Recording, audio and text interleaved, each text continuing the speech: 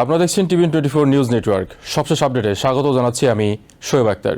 মাত্র কয়েক সপ্তাহ আগে স্বাক্ষরিত আমেরিকা ইরান অন্তর্বর্তীকালীন সমঝোতা স্মারক এখন সবচেয়ে বড় পরীক্ষার মুখে।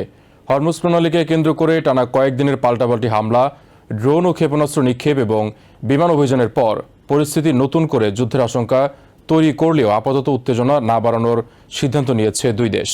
ট্রাম্প প্রশাসনের এক জ্যেষ্ঠ কর্মকর্তা জানিয়েছেন, উভয় পক্ষ এখনকার জন্য সামরিক অভিযান থেকে বিরত থাকবে। একই সঙ্গে আগামী মঙ্গলবার কাতারের রাজধানী দোহায় দুই দেশের প্রতিনিধিদের মধ্যে নতুন দফার কারিগরি আলোচনা অনুষ্ঠিত হবে।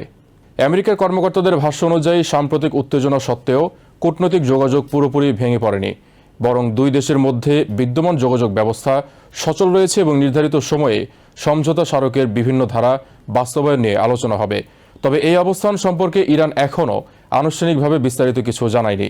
ফলে দোহার বৈঠককে ঘিরে অনিশ্চয়তা এখনও কাটেনি। গত কয়েকদিনে হরমুজ প্রণালীর আশপাশে সংঘটিত সামরিক ঘটনাগুলো মধ্যপ্রাচ্যের নিরাপত্তা পরিস্থিতিকে আবারও অস্থির করে তুলেছে।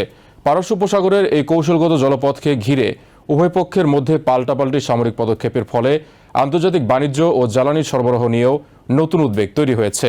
প্রেসিডেন্ট ডোনাল্ড ট্রাম্প সতর্ক করে বলেছেন, ইরান যদি হামলা অব্যাহত রাখে তাহলে আমেরিকা আরও কঠোর সামরিক পদক্ষেপ নিতে প্রস্তুত।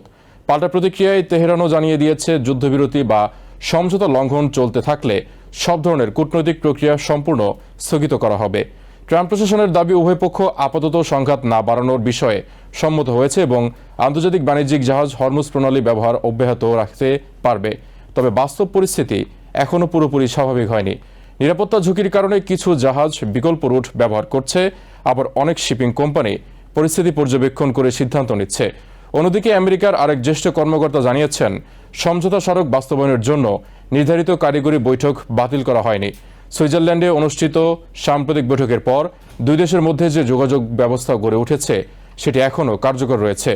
দোহার বৈঠকে মূলত হরমুজ প্রণালীতে নিরাপদ নৌযান চলাচল, আস্থা পুনর্গঠন এবং সমঝোতার বাস্তবায়ন প্রক্রিয়া নিয়ে বিস্তারিত আলোচনা হবে বলে আশা করা হচ্ছে। চলতি মাসে স্বাক্ষরিত সমঝোতা স্মারকে হরমুজ প্রণালীতে আন্তর্জাতিক নৌযান চলাচল স্বাভাবিক রাখা, ইরানের ওপর আরোপিত কিছু আর্থিক বিধিনিষেধ শিথিল করা এবং দেশটির পরমাণু কর্মসূচি নিয়ে ধারাবাহিক কারিগরি আলোচনা চালিয়ে যাওয়ার রূপরেখা নির্ধারণ করা হয়েছিল। পাশাপাশি 7 দিনের মধ্যে একটি পূর্ণাঙ্গ চুক্তিতে পৌঁছানোর লক্ষ্যও নির্ধারণ করা হয়। কিন্তু সাম্প্রতিক সামরিক সংঘাত সেই পুরো প্রক্রিয়াকেই অনিশ্চয়তার মুখে ঠেলে দিয়েছে। এদিকে ইরানের পররাষ্ট্রমন্ত্রী আব্বাস আরাগচি বলেছেন, আঞ্চলিক কোনো দেশ যেন তাদের ভূখণ্ড, আকাশসীমা বা সামরিক স্থাপনা ব্যবহার করে ইরানের বিরুদ্ধে হামলার সুযোগ না দেয়। তার মতে মধ্যপ্রাচ্যে স্থিতিশীলতা বজায় রাখতে হলে প্রতিবেশী দেশগুলোর দায়িত্বশীল ভূমিকা অপরিহার্য। একই সঙ্গে তিনি লেবাননে চলমান ইসরায়েলি সামরিক অভিযান বন্ধে আমেরিকার আরও কার্যকর ভূমিকার আহ্বান জানান। আরাগচির দাবি, আঞ্চলিক বিভিন্ন সংকট একে অপরের সঙ্গে সম্পর্ক যুক্ত এবং একটি সংঘাত অন্যটিকে আরও জটিল করে তুলছে। মধ্যপ্রাচ্যের সাম্প্রতিক উত্তেজনার প্রভাব ইতোমধ্যেই বৈশ্বিক জ্বালানি বাজারে পড়তে শুরু করেছে। যুদ্ধবিরতির আশায় গত সপ্তাহে আন্তর্জাতিক বাজারে অপরিশোধিত তেলের দাম কিছুটা কমলেও নতুন করে সামরিক সংঘাতের কারণে সেই স্বস্তি দীর্ঘস্থায়ী হয়নি। বিশ্লেষকদের মতে হরমুজ প্রণালী দিয়ে প্রতিদিন বিশ্বের মোট সমুদ্রপথে পরিবাহিত অপরিশোধিত তেলের প্রায় 1/5 পরিবহন করা হয়। ফলে এই জলপথে যে কোনো ধরনের অনিশ্চয়তা আন্তর্জাতিক বাজারে তেলের দাম, পরিবহন ব্যয় এবং সরবরাহ ব্যবস্থাকে সরাসরি প্রভাবিত করে। জ্বালানি বিশ্লেষকদের মতে শুধু যুদ্ধবিরতি বা নৌযান চলাচল পুনরায় শুরু হলেই পরিস্থিতি পুরোপুরি স্বাভাবিক হবে না। যুদ্ধের সময় ক্ষতিগ্রস্ত তেল উৎপাদন কেন্দ্র, সংরক্ষণ নাগার, বন্দর সুবিধা এবং সরবরাহ অবকাঠামো পুনরুদ্ধারে আরও কয়েক মাস সময় লাগতে পারে। পাশাপাশি আন্তর্জাতিক বিমা কোম্পানিগুলোও এখনও অঞ্চলটিকে উচ্চ ঝুঁকিপূর্ণ হিসেবে বিবেচনা করছে। ফলে পরিবহন ব্যয় এবং বাণিজ্যিক অনিশ্চয়তা কিছুদিন অব্যাহত থাকতে পারে। বিশেষজ্ঞদের মতে উভয় পক্ষ আপাতত উত্তেজনা কমানোর বার্তা দিলেও পরিস্থিতি এখনও অত্যন্ত নাজুক। যে কোনো ভুল সিদ্ধান্ত বা নতুন সামরিক ঘটনা আবারও পুরো অঞ্চলকে বড় ধরনের সংঘাতের দিকে ঠেলে দিতে পারে।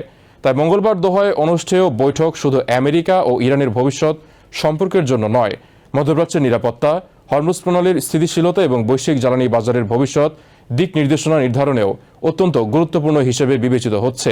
বিশ্বজুড়ে কূটনীতিক, জ্বালানি বাজারের অংশীজন এবং নিরাপত্তা বিশ্লেষকদের নজর এখন সেই বৈঠকের দিকেই। নিউ ইয়র্ক থেকে সম্প্রচারিত TVN24 টেলিভিশন বিশ্বজুড়ে বাঙালির কণ্ঠস্বর।